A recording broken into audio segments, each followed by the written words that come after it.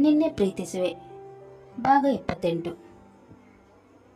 ರಮಣ್ ರೆಡ್ಡಿ ಪಿಯ ಕಡೆಯಿಂದ ದುಡ್ಡು ತಗೊಂಡು ಮನೆಗೆ ಬಂದ ಆಕೆ ತನ್ನ ರೂಮ್ಗೆ ಹೋಗಿ ದುಡ್ಡನ್ನು ಹಾಸಿಗೆ ಸುತ್ತ ಹರಡಿ ಅದರ ಮೇಲೆ ಮಲಗಿ ಒಂದೊಂದೇ ನೋಟನ್ನು ತೆಗೆದು ಮೇಲೆ ಕೆಸೆಯ್ದಿದ್ದಳು.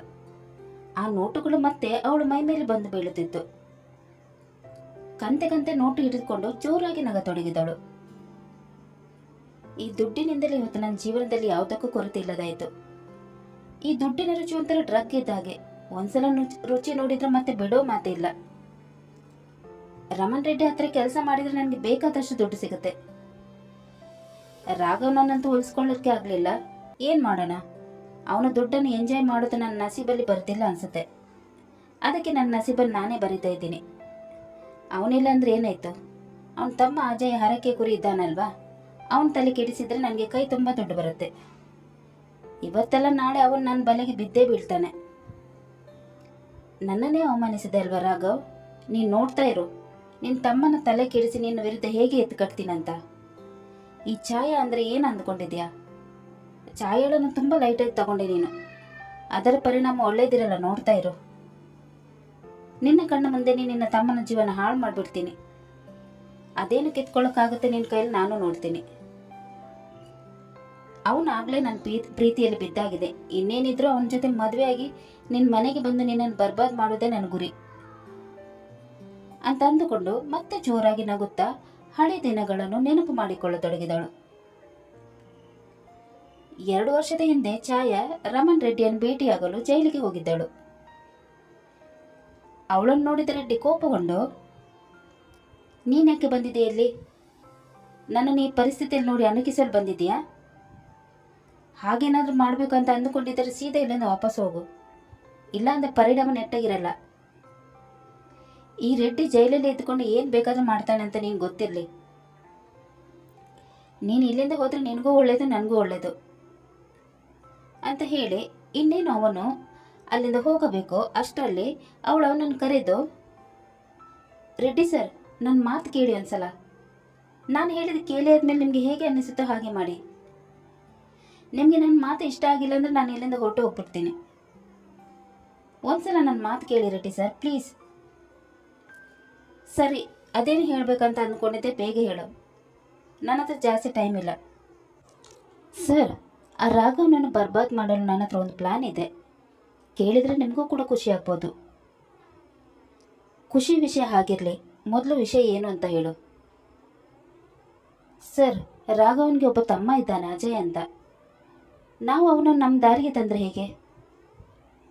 ಅವನ ತಮ್ಮನನ್ನೇ ಅವನ ವಿರುದ್ಧ ಎತ್ತಿ ಕಟ್ಟಿದ್ರೆ ಆಯಿತು. ಆಗ ಅವನ ಮನೆಯಲ್ಲಿ ನೆಮ್ಮದಿ ಇರದೆ ಹಾಗೆ ಆಗುತ್ತೆ. ಏನಂತೀರ ಸರ್? ಅವನನ್ನು ನಮ್ಮ ದಾರಿಗೆ ತರೋದು ಅಷ್ಟು ಸುಲಭ ಅಂತ ಅಂದುಕೊಂಡಿದ್ಯಾ? ರಾಘವನನ್ನೇ ನಮ್ಮ ದಾರಿಗೆ ತರಕ್ಕಾಗಿಲ್ಲ, ಇನ್ನು ಅವನ ತಮ್ಮನನ್ನು ನಮ್ಮ ದಾರಿಗೆ ತರಕ್ಕಾಗುತ್ತೆ ಅಂತ ಅಂದ್ಕೊಂಡಿದ್ಯಾ? ಸುಮ್ಮನೆ ಏನೇನೋ ಹೇಳಿ ನನ್ನ ಟೈಮ್ ವೇಸ್ಟ್ ಮಾಡದೆ ಇಲ್ಲಿಂದ ಹೊರಡು. ಸರ್, ಅವನ ತಮ್ಮನ ವಿಷಯ ನನಗೆ ಬಿಡಿ. ಅವನ ತಮ್ಮನನ್ನು ನಾನು ನೋಡ್ಕೊಳ್ತೀನಿ. ಸುಂದರವಾಗಿರೋ ಹುಡುಗಿರನ್ನು ಕಂಡ್ರೆ ಹುಡುಗರು ಜೊಲ್ಲು ಸುರಿಸ್ಕೊಂಡು ಹಿಂದೆನೇ ಬರ್ತಾರೆ. ಅವನನ್ನು ಪ್ರೀತಿ ಮಾಡೋ ನಾಟಕ ಮಾಡಿ ನನ್ನ ಬಲೆಗೆ ಬೀಳಿಸ್ಕೊಳ್ತೀನಿ. ಅವನು ಕೂಡ ರಾಘವನ್ ಥರ ನನ್ನ ಹಿಂದೆನೇ ಸುತ್ತಾ ಇರಬೇಕು. ಆ ಥರ ಅವನಿಗೆ ಮೋಡಿ ಮಾಡ್ತೀನಿ. ನನಗೆ ಗೊತ್ತಿರೋ ಪ್ರಕಾರ ರಾಘವ ಮತ್ತು ನೀನು ಒಂದೇ ಏಜ್ ಅವರಲ್ವಾ? ಅವನ ತಮ್ಮ ನಿನಗಿಂತ ಸಣ್ಣ ವಯಸ್ಸಿನವನ್ ತಾನೆ. ಅದು ಹೇಗೆ ಅವನನ್ನು ಹೋಲಿಸ್ಕೊಳ್ತೀಯ? ರಾಘವನ್ ಗೊತ್ತಾದರೆ ಅವನು ಸುಮ್ಮನೆ ಇರ್ತಾನೆ ಅಂತ ಅಂದ್ಕೊಂಡಿದ್ಯಾ? ಸುಮ್ಮನೆ ಹೋಗಮ್ಮ ಇಲ್ಲಿಂದ, ನನ್ನ ತಲೆ ತಿನ್ಬೇಡ. ಸರ್, ನಿಮಗೂ ನನಗೂ ಗೊತ್ತು ರಾಘವನ ತಮ್ಮ ನನಗಿಂತ ಚಿಕ್ಕವನಂತ. ಆದರೆ ಅವನ ತಮ್ಮನಿಗೆ ಗೊತ್ತಿಲ್ಲ ಅಲ್ವಾ? ನಾನು ಅವನಿಗಿಂತ ದೊಡ್ಡವಳು ಅಂತ ಅವನಿಗೆ ಹೇಳಿದಿದ್ರೆ ಆಯಿತು. ನೋಡಿ ಸರ್, ನಿಮಗೆ ರಾಘವನ ಬರ್ಬಾದಿ ಬೇಕು, ನನಗೆ ದುಡ್ಡು ಬೇಕು. ನಾನು ದುಡ್ಡಿಗೋಸ್ಕರ ಏನು ಬೇಕಾದರೂ ಮಾಡ್ತೀನಿ. ನೀವು ಒಂದ್ಸಲ ನನ್ನನ್ನು ನಂಬಿ, ಆಮೇಲೆ ನಿಮಗೆ ಗೊತ್ತಾಗುತ್ತೆ ನಾನು ಎಂಥ ಕೇಳಿ ಅಂತ. ಈಗೇನು ನಿನಗೆ ದುಡ್ಡು ಬೇಕು, ಅದಕ್ಕೆ ಇಲ್ಲಿ ಬಂದು ನಾನು ಅದು ಮಾಡ್ತೀನಿ ಇದು ಮಾಡ್ತೀನಿ ಅಂತ ನನ್ನ ಹತ್ರ ಡ್ರಾಮಾ ಮಾಡ್ತಾ ಇದ್ದೆ. ಒಂದು ನಯ ಪೈಸನ್ ಕೂಡ ನಾನು ಹಿಂಗೆ ಕೊಡಲ್ಲ. ಹೋಗು ಇಲ್ಲಿಂದ, ನನ್ನ ತಲೆ ತಿನ್ಬೇಡ.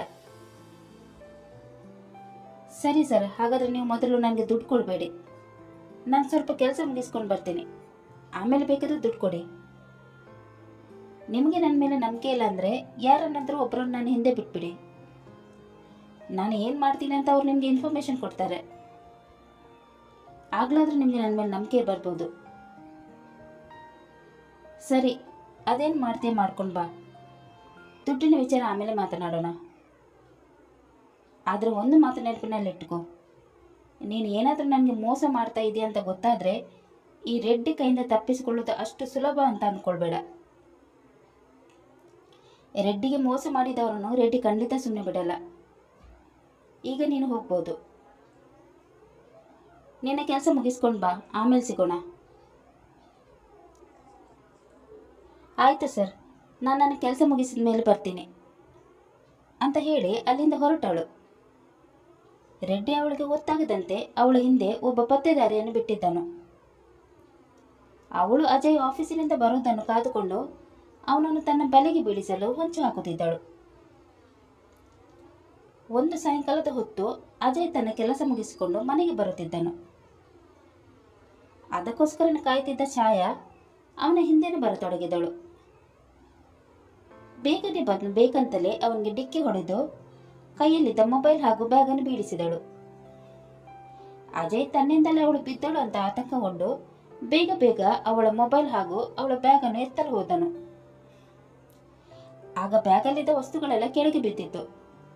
ಛಾಯಾ ಬೇಕಂತಲೇ ಬ್ಯಾಗಲ್ಲಿದ್ದ ವಸ್ತು ಬೀಳಬೇಕು ಅಂತಾನೆ ಜಿಪ್ಪನ್ನು ಹಾಕದೆ ಹಾಗೆ ಬಿಟ್ಟಿದ್ದಳು. ಅಜಯ್ ಮತ್ತೆ ಬಿದ್ದ ವಸ್ತುಗಳನ್ನು ಅವಳ ಬ್ಯಾಗಿಗೆ ಹಾಕತೊಡಗಿದನು. ಆಗ ಅವಳು ಬೇಕಂತಲೇ ತಾನು ಕೂಡ ವಸ್ತುಗಳನ್ನು ಹೆಕ್ಕತೊಡಗಿದಳು. ಮತ್ತೆ ಬೇಕಂತಲೇ ಅವನ ಕೈಗೆ ಟಚ್ ಆಗುವಂತೆ ವಸ್ತುಗಳನ್ನು ತೆಗೆಯತೊಡಗಿದಳು. ಅವನು ಒಂದೇ ಸಮನೆ ಕೈಯನ್ನು ಹಿಂದೆ ಸರಿಸುತ್ತಾ, ಸಾರಿ, ನನ್ನಿಂದ ನಿಮಗೆ ತೊಂದರೆ ಆಯಿತು. ತೊಂದರೆ ಏನಿಲ್ಲ ಬಿಡಿ, ನಾನು ಅವಸರದಲ್ಲಿದ್ದೆ, ಅದಕ್ಕೆ ಹೀಗಾಯಿತು. ಇಫ್ ಯು ಡೋಂಟ್ ಮೈಂಡ್, ನನಗೆ ಸ್ವಲ್ಪ ಕೈ ನೋವಿದೆ. ನೀವೇ ಬಿದ್ದಿದ್ದ ಐಟಮ್ಸ್ ಎಲ್ಲ ಒಂದು ಬ್ಯಾಗಿಗೆ ಹಾಕಿ ನನಗೆ ಕೊಡ್ತೀರಾ? ಓ ಶ್ಯೂರ್, ನಾನೇ ಹಾಕ್ಕೊಡ್ತೀನಿ ಅಂತ ಹೇಳಿದಾಗ ಅವಳು ಅವನ ಕೈಯಲ್ಲಿದ್ದ ಅವಳ ಮೊಬೈಲನ್ನು ನೋಡಿ, ಆ ಮೊಬೈಲ್ ಕೊಡಿ, ನಾನು ಹಿಡಿದುಕೊಳ್ತೀನಿ ಅಂತ ಅಂದಾಗ ಅವನು ಅವಳ ಮೊಬೈಲನ್ನು ಅವಳ ಕೈಗೆ ಕೊಟ್ಟನು. ಆಗ ಅವಳು ಅವನ ಮೊಬೈಲನ್ನು ನೋಡಿ, ನೀವು ಐಟಮ್ಗಳನ್ನು ಬ್ಯಾಗಿಗೆ ಹಾಕೋ ತನಕ ನಾನು ನಿಮ್ಮ ಮೊಬೈಲನ್ನು ಹಿಡ್ಕೋತೀನಿ, ಕೊಡಿ. ಇಲ್ಲ ಪರವಾಗಿಲ್ಲ, ನಾನು ಹಿಡ್ಕೋತೀನಿ.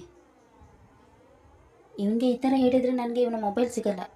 ಹೇಗಾದರೂ ಮಾಡಿ ಇವನ ಮೊಬೈಲನ್ನು ತಗೋಬೇಕು, ಇಲ್ಲಾಂದರೆ ಕೆಲಸ ಆಗಲ್ಲ ಅಂತ ಅಂದುಕೊಂಡು ಅವನ ಕೈಯಿಂದ ಮೊಬೈಲ್ ಕಸಿದುಕೊಂಡು, ಕೊಡಿ ಇರಲಿ, ನಿಮಗೆ ಹಿಡಿದುಕೊಳ್ಳೋಕ್ಕೆ ಕಷ್ಟ ಆಗುತ್ತೆ. ನಾನೇ ನಿಮ್ಮ ಮೊಬೈಲನ್ನು ಹಿಡಿದುಕೊಂಡು ಓಡಿ ಹೋಗಲ್ಲ. ನೀವು ನನಗೆ ಬ್ಯಾಗ್ ಕೊಟ್ಟಾದ ಮೇಲೆ ನಾನು ನಿಮಗೆ ನಿಮ್ಮ ಮೊಬೈಲನ್ನು ಕೊಡ್ತೀನಿ, ಓಕೆನಾ? ಅವಳ ಮಾತು ಕೇಳಿ ಅವನಿಗೆ ಏನು ಹೇಳಬೇಕಂತ ಗೊತ್ತಾಗದೆ ಆಯಿತು ಅಂತ ಹೇಳಿ ಬೇಗ ಬೇಗ ಬಿದ್ದ ಐಟಮ್ಸನ್ನು ಅವಳ ಬ್ಯಾಗಿಗೆ ತುಂಬಿಸಿ ಅವಳ ಕೈಗೆ ಕೊಟ್ಟನು. ಆಗ ಅವಳು, ಥ್ಯಾಂಕ್ ಯು, ನಾನಿನ್ನು ಬರ್ತೀನಿ ಅಂತ ಹೇಳಿ ಅವನಿಗೆ ಮೊಬೈಲ್ ಕೊಟ್ಟು ಬೇಗನೆ ಆಟೋ ಹತ್ತಿ ಮನೆಗೆ ಹೊರಟಳು. ಆಟೋದಲ್ಲಿ ಕುಳಿತುಕೊಂಡು ವ್ಯಂಗ್ಯವಾಗಿ ನಗುತ್ತಾ, ಅಬ್ಬಾ, ಕೊನೆಗೂ ನಾನು ಅಂದುಕೊಂಡ ಕೆಲಸ ಸಾಧಿಸೇ ಬಿಟ್ಟೆ.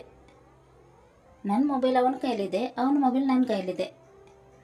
ಅವನಿಗೆ ಗೊತ್ತಾಗದ ಹಾಗೆ ಅವನ ಮೊಬೈಲ್ ತಗೊಂಡು ಬಂದುಬಿಟ್ಟೆ. ಅವನನ್ನು ಬಲಿಗೆ ಬೀಳಿಸುವ ಮೊದಲ ಪ್ರಯತ್ನ ಸಕ್ಸಸ್ ಆಯಿತು. ಅವನಿಗೆ ಅವನ ಕೈಲಿ ಇರುವುದು ಅವನ ಮೊಬೈಲ್ ಅಲ್ಲ ಅಂತ ಗೊತ್ತಾದಾಗ ಖಂಡಿತ ನನಗೆ ಕಾಲ್ ಮಾಡಿ ಮಾಡ್ತಾನೆ. ಅಲ್ಲಿ ತನಕ ಕಾಯಬೇಕು ಅಂತ ಅಂದುಕೊಂಡು ಸೀದಾ ಮನೆಗೆ ಹೋದಳು. ಅಜಯ್ ತನಗೆ ಅರಿವಿಲ್ಲದಂತೆ ಛಾಯಾಳ ಮೊಬೈಲನ್ನು ಮನೆಗೆ ತೆಗೆದುಕೊಂಡು ಬಂದಿದ್ದನು. ಅವನ ಮೊಬೈಲ್ ಹಾಗೂ ಛಾಯಾಳ ಮೊಬೈಲ್ ಒಂದೇ ರೀತಿ ಇದ್ದಿದ್ದರಿಂದ ಅವನಿಗೆ ಅದು ಛಾಯಾಳ ಮೊಬೈಲ್ ಅಂತ ಗೊತ್ತಾಗಲಿಲ್ಲ. ಮನೆಗೆ ಬಂದವನೇ ಫ್ರೆಶ್ ಆಗಿ ತನ್ನ ರೂಮ್ಗೆ ಬಂದು ನೋಡಿದಾಗಲೇ ಅವನಿಗೆ ಅದು ತನ್ನ ಮೊಬೈಲ್ ಅಲ್ಲ ಅಂತ ಅರಿವಾಯಿತು. ಅರೆ, ಇದು ನನ್ನ ಮೊಬೈಲ್ ಅಲ್ಲ, ಈ ಮೊಬೈಲ್ ಯಾರದಿರ್ಬೋದು, ನನ್ನ ಮೊಬೈಲಲ್ಲಿ ಅಂತ ಅಂದುಕೊಳ್ತಾ ಇರಬೇಕಾದ್ರೆ ಅವನಿಗೆ ಡಿಕ್ಕಿ ಹೊಡೆದವಳು ನೆನಪಾಗಿ, ಹಾಂ, ಇದು ಅವಾಗ ಡಿಕ್ಕಿ ಹೊಡೆದಳವಲ್ಲ, ಅವಳದೇ ಮೊಬೈಲ್ ಇರಬೇಕು. ಮೋಸ್ಟ್ಲಿ ನನ್ನ ಮೊಬೈಲನ್ನು ಅವಳು ಮೊಬೈಲ್ ಅಂದ್ಕೊಂಡು ತೆಗೆದುಕೊಂಡು ಹೋಗಿರಬೇಕು. ನನ್ನ ಮೊಬೈಲ್ ಬೇರೆ ಹೊಸತು. ಒಂದು ವೇಳೆ ಅವಳು ಬೇಕಂತಲೇ ನನ್ನ ಮೊಬೈಲನ್ನು ತೆಗೆದುಕೊಂಡು ಹೋಗಿರ್ಬೋದಾ? ನಾನು ಕೊಡಲ್ಲ ಅಂತ ನನ್ನ ಕೈಯಲ್ಲಿ ಕಿತ್ಕೊಂಡು ಮೊಬೈಲನ್ನು ತಗೊಂಡು ಈಗಿನ ಕಾಲದಲ್ಲಿ ಯಾರನ್ನು ಕೂಡ ನಂಬಾರ್ದು. ಇನ್ನೋಸೆಂಟ್ ಫೇಸಿಂದ ಕಳ್ಳರು ಅಡಗಿರ್ತಾರೆ. ಇವಳು ಏನಾದರೂ ಕಳ್ಳಿ ಆಗಿದ್ರೆ ಏನು ಮಾಡೋದು? ಹೊಸ ಮೊಬೈಲ್ ಬೇರೆ, ಇಷ್ಟಪಟ್ಟು ತಗೊಂಡಿರೋದು. ಛೇ, ನಾನೇನು ಮಾಡಿಬಿಟ್ಟೆ. ನಾನು ಅವಳಿಗೆ ನನ್ನ ಮೊಬೈಲನ್ನು ಕೊಡಬಾರ್ದಿತ್ತು. ನೋಡೋಕ್ಕೆ ಚೆನ್ನಾಗೇ ಇದ್ಲು, ಕಳ್ಳಿ ಇರ್ಬೋದಾ? ಸುಂದರವಾಗಿರೋಳು ಕಳ್ಳಿ ಆಗಿರ್ತಾಳ? ಏನಕ್ಕೂ ಒಂದ್ಸಲ ನನ್ನ ಮೊಬೈಲ್ಗೆ ಕಾಲ್ ಮಾಡಿ ನೋಡೋಣ, ಆಗ ಗೊತ್ತಾಗುತ್ತೆ ಅವಳು ಕಳ್ಳಿ ಹೌದಾ ಅಲ್ವಾ ಅಂತ. ಒಂದು ವೇಳೆ ಕಳ್ಳಿ ಆಗಿದ್ರೆ ಮೊಬೈಲ್ ಸ್ವಿಚ್ ಆಫ್ ಮಾಡ್ಕೊಂಡಿರ್ತಾಳೆ. ಕಳ್ಳಿ ಅಲ್ಲ ಅಂದರೆ ಕಾಲ್ ಪಿಕ್ ಮಾಡೇ ಮಾಡ್ತಾಳೆ. ಯಾವುದಕ್ಕೂ ಒಂದ್ಸಲ ಕಾಲ್ ಮಾಡೋಣ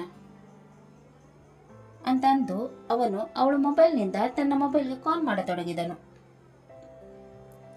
ಅಜಯ್ ಕಾಲ್ ಮಾಡೇ ಮಾಡ್ತಾನಂತ ಛಾಯಾ ಕಾದುಕೊಂಡು ಕೂತಿದ್ದಳು. ಕತೆ ಮುಂದುವರಿಯಿತು. ರಾಘವನ ಮನೆ ನೆಮ್ಮದಿಯನ್ನು ಕೆಡಿಸಲು ಛಾಯಾ ಮಾಡ್ತಿರೋ ಪ್ಲಾನ್ಗಳು ಸಕ್ಸಸ್ ಆಗುತ್ತೋ ಇಲ್ಲವೋ ಅಂತ ತಿಳಿಯಲು ಮುಂದಿನ ಸಂಚಿಕೆಗಾಗಿ ಕಾಯೋಣ. ಅಲ್ಲೇ ತನಕ ಈ ಕತೆ ನಿಮ್ಗೆ ಇಷ್ಟವಾದಲ್ಲಿ ಲೈಕ್ ಮಾಡಿ, ಶೇರ್ ಮಾಡಿ ಮತ್ತು ಸಬ್ಸ್ಕ್ರೈಬ್ ಮಾಡೋದನ್ನು ಮಾತ್ರ ಮರಿಬೇಡಿ. ಹಾಗೆ ಕತೆ ಹೇಗಿದೆ ಅಂತ ಕಮೆಂಟ್ ಬಾಕ್ಸಲ್ಲಿ ತಿಳಿಸಿ. ಧನ್ಯವಾದಗಳು.